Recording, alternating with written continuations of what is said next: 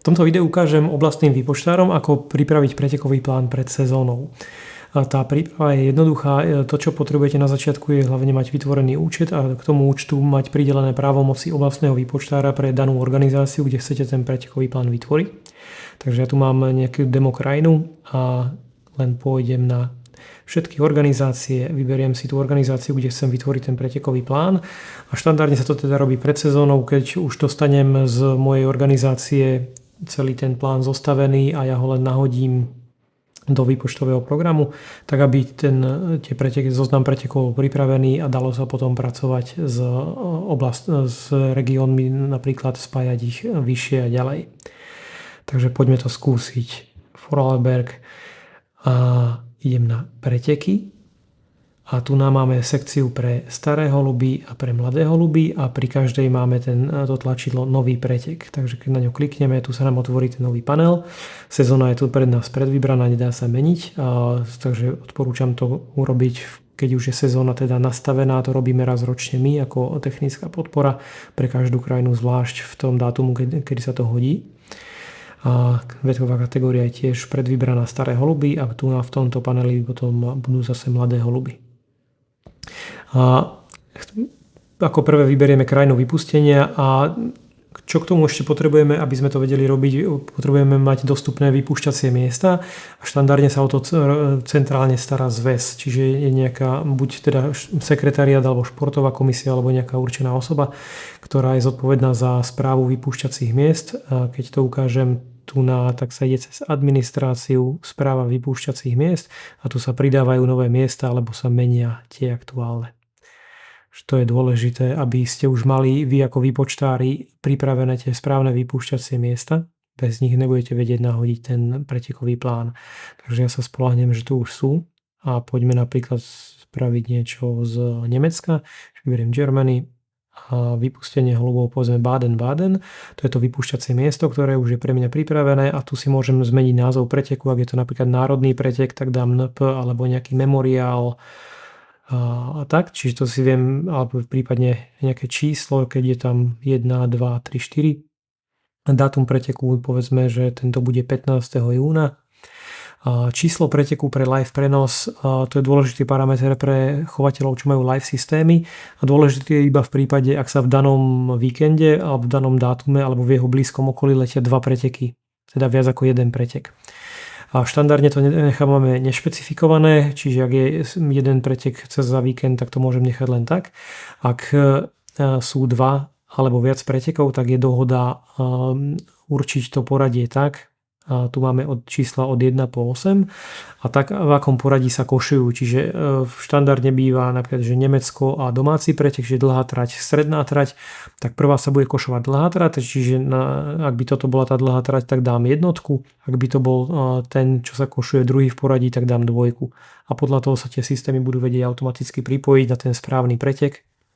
Dá sa to samozrejme potom ešte meniť, prípadne tie preteky odpájať a pripájať manuálne, ale toto veľmi pomôže pre to automatické pripojenie tých live pretekov. A čo tu ešte máme, sú parametre pre predvolený bodovací systém. A keď napríklad na Slovensku máme teda ten štandardný skokový systém, keď ukážem na výsledkoch v Bratislave napríklad, tak robíme si tú bodovaciu tabuľku a tie skoky som nazval tak, že to sú tie percentá doletové, čiže ak si povieme, že ideme skákať po 2%, tak prvé 2% holubov majú maximálny počet a potom ďalšie 2% holubov majú maximálny mínus ten bodový skok. A to práve nastavujeme tu v tých predvolených parametroch. Čiže povedzme, že prvé percento holubov bude mať 60 bodov, to je to maximum. Percentuálny pokles povedzme, že nastavíme po 1%, že to budeme robiť a ďalšie percento holubov bude mať o toľko do bodov menej, čiže povedzme o 3 body menej. Takže sme nastavili 61,3. Bodujúca séria, to sú holuby na nasadzovacej listine, ktoré bodujú, čiže ak povieme, že prvých 20 nasadených boduje, tak by sme sem dali číslo 20. Môže to byť štandardne bývať 20, 30, 50. Ak to chcete neobmedzenie, tak tam dáme nejaké vysoké čísla, napríklad 999 a potom maximálne budúce holuby a teda to je koľko holubov dostane skóre alebo dostane body v tom danom preteku. U nás je to štandardne 5, môže to byť 7 alebo čokoľvek si nastavíte pri dlhých tratiach, to bývajú 3, 4, čokoľvek. Takže povedzme, že 5. A ukážem ešte lineárny systém, ten sa používa v Maďarsku. A keď tu mám niekde otvorené maďarské výsledky, tak tam je to proste už neskáče sa po tých percentách, ktoré sú zadefinované, ale každý holub dostane o nejaké body menej a už sa ide na desatiny až stotiny. Čiže prvý holub má maximum 60 a potom sa ide lineárne dole po stotinách bodov. A funguje to tak, že teda prvému by som dal 60 a potom keď si prepnem tu na lineárny systém, prvý 60 a potom určujem len posledného holuba percento z maxima. A skúsme teda dať tomuto prvému 100 pre jednoduchosť a tu by som dal 40, čiže posledný holub bodujúci v tých výsledkoch dostane 40% zo 100, čiže 40 bodov a všetko medzi nimi sa bude lineárne znižovať od stovky k 40. Čiže to je štandardný systém v Maďarsku, ale možno, že aj v niektorých organizáciách u nás sa bude používať.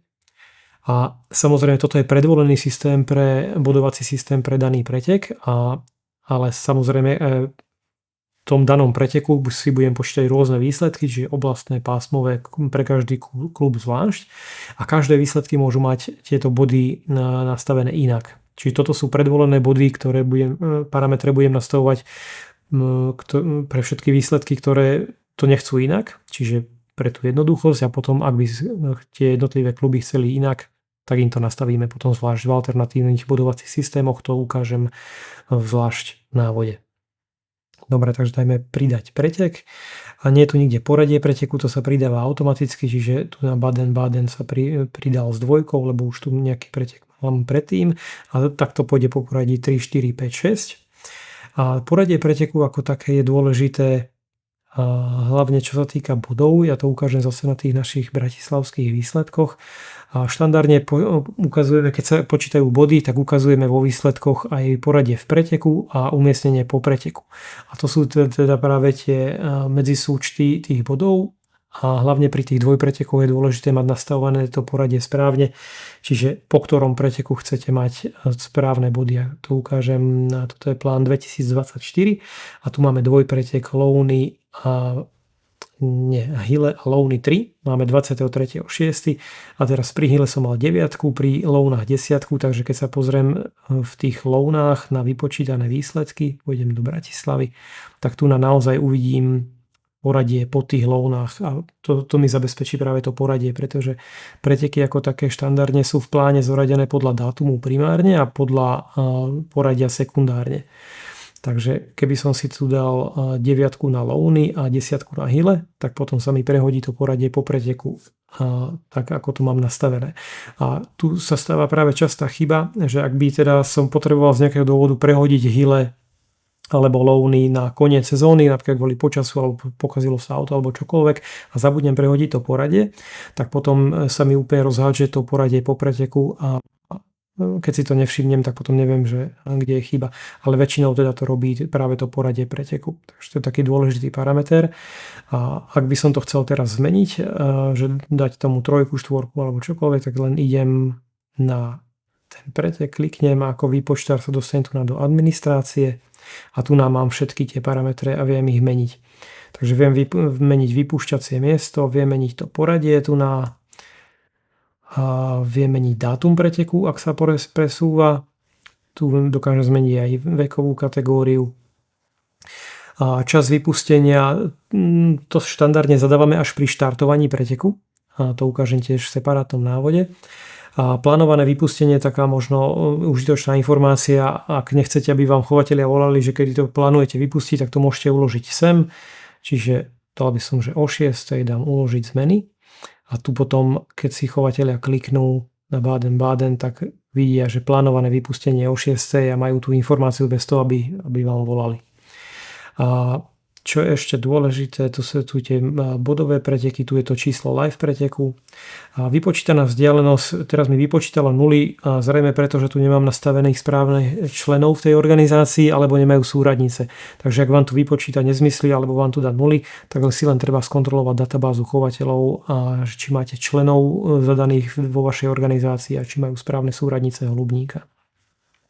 A čo sa týka ešte zmien pretekov, čiže ak by som tu zmenil miesto vypustenia, povedzme na ten Beckingen skúsime a chcem uložiť zmeny, tak sa ma opýta, že dôvod pre zmenu, tak len poviem, že zlé počasie tam uložiť. A tieto zmeny sa potom zapisujú ku každému preteku do histórie. A tu práve nájdeme tu na hore, história zmien. A tu sú detaily preteku upravené a zmena miesta vypustenia z Baden-Baden na Beckingen a kto to urobil a kedy to urobil. A tiež, čo je užitočné, všetky tieto zmeny zo všetkých pretekov sú zhromaždené zobrazené na jednom mieste. Keď idem na výsledky, teda to je ten zoznam organizácií a tu sú zmeny pretekov a tu mi zobrazí tabuľku všetkých zmien, čo sa za posledný alebo v tomto dátume, v rozsahu dátumov zmenilo. Čiže kto, kedy, aký pretek menil a mám prehľad o celej krajine, a ktoré preteky sa kedy presúvali alebo dátumy, miesta vypustenia a podobne. To sú tie zmeny, ktoré zaznamenávame pri tých zmenách pretekov. Čiže keď pôjdem naspäť, tak tu mám potom ten Beckingen a keď chcem pridávať ďalšie preteky, tak by som len pokračoval v tom postupe, tak ako som to robil predtým. Takže to je všetko, čo potrebujete vedieť o vytvorení pretekového plánu v oblastnom združení alebo v športovom klube alebo v live klube. A ďalší level by bol potom spájať tieto preteky do regionálnych alebo národných pretekov. To by som tiež ukázal potom v ďalšom návode. Ale teraz s týmto postupom získame celistvý pretekový plán pre celú sezónu v našom oblastnom združení. A to je taký ten základ pred sezónou.